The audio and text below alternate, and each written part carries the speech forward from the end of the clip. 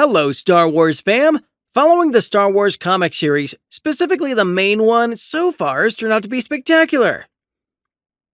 In 2020, the timeline of Darth Vader in this comic line is the one that is the most favorable. The last two series poke around into a lot of stories that could have gone either way. However, now with telling the story of Darth Vader between Empire Strikes Back and Return of the Jedi, this has been stretched out so far. Precisely and perfectly, as the fans deserve to see him go down the rabbit hole of his past, confront it, and maybe come out either bitter by the end or a little better. But him traveling to Naboo is what we're going to talk about in this video. That's not just it. We will also talk about how Vader met Jar Jar's family, who we know as Gungans, who raised him down on Otto Gungan.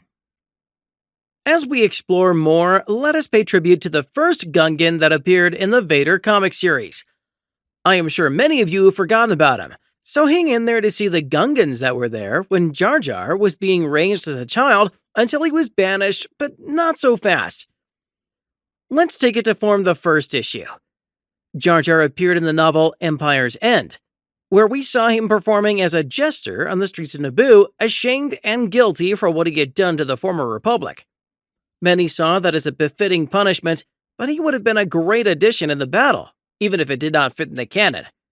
However, it would have been beautiful to see Jar Jar partake in the battle for Padme, in these few issues where Naboons are defending Padme's tomb and are defending their queen essentially. In the first issue, not only myself, but there are a lot of Star Wars fans on Twitter and everywhere else.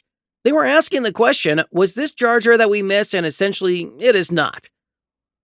It was just another Gungan who joined the Rebel Alliance.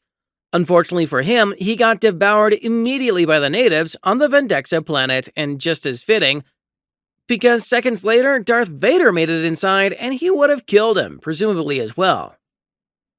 Moving forward, as we know by now by reading the comics, Vader went on to meet Sabé, the handmaiden of Padme, where both of them teamed up together and went on a journey to Padme's tomb, which led them to Naboo. Unfortunately, Vader learns that Sabé had sprung the trap for Vader to kill him once and for all, as Sabé suspected that Vader killed Padme. What happens next is truly astonishing. Here we saw not only the memorial for everybody involved in the Naboo Trade Federation, the war presented for the Galactic Republic on Naboo was presented for everybody to see from the left to the right. There was a memorial that included Jar Jar as well, along with every close friend that Jar Jar had ever included in his family. Once Jar Jar was out of the trap alive, we meet four more of Jar Jar's family, more specifically the Naboo Amidalans, as they call themselves in the background of Rick Ollie, the pilot that we see in Episode 1. Several Gungans are ready to kill Darth Vader, but what we can count on this page alone, Jar Jar's Gungan family is in the numbers. There's 1, 2, 3, 4, just from what we can see. 4 Gungans amongst a multitude of human and other alien-like beings that will defend Padme. Amidala's memory and her tomb as well. This is the sad part about Darth Vader, especially on this comic, because Darth Vader had forgotten everything he had ever stood for as Anakin Skywalker. He killed every memory he had, and he killed everything that stood in his path, including the Gungans that were ready to defend Padme's tomb, just as they defended their planet decades ago, together with Jar Jar against the Trade Federation. But alas, it wasn't meant to be. Like Darth Vader destroyed not only the handmaidens, but he killed many Naboons as well. A lot of Gungans, what we can imagine to be Gungans, as we see a multitude of corpses laying there as Vader has slashed out everybody. All of them had their heads down, as Vader's entering the tomb of Padme was now inevitable in Jar Jar's memory. Those who missed the battle, here's what happened. Vader was of the Empire, and he was coming to desecrate or destroy her tomb in any shape or form if they only knew that Vader had come to find out more about Padme, to find out about her children that Vader and she had together decades ago. Let's not forget that Darth Vader is basically after Luke this whole time, and he won't rest until he finds Luke Skywalker. Before Emperor Palpatine, his master's intention was to eventually use Luke to get rid of Vader and get a new apprentice who is not only stronger, but would make a younger Sith, who can be modeled as the Emperor desires.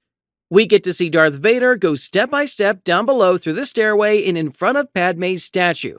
She was adorning the dress that she wore in The Phantom Menace. More specifically, the one that closed out the ceremonies and the joint factions between the Gungans and the Naboo people. It was used right at the end of Episode 1, when even he saw her adorn this dress in the shrine that was dedicated to her down in the waters. We still don't know what happened with Sabé, sacrificing herself together with Gregor and Tora.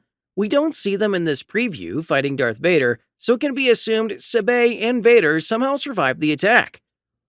We saw them face to face as a familiar voice speaks loudly to Vader, and it was, believe it or not, Padmé's past, the handmaidens of Padmé, who had banded all together one way or another. They're not going to let Darth Vader enter that tomb. This represents Padmé's ghost. Her past is Padmé standing up from the grave and stopping this nightmare. Her handmaidens were trained to behave, walk, and think exactly as Padmé would, so basically these 5 females stopping Darth Vader in his track.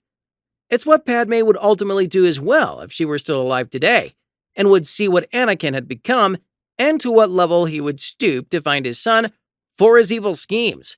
She would realize that Anakin still hadn't changed. Even back when Anakin choked her, he was still talking about evil machinations. That he will destroy the Emperor and become the ruler of a galaxy that was now in more turmoil today than 20 years earlier. He was still the same deluded Anakin that once dreamed of ruling the galaxy alone.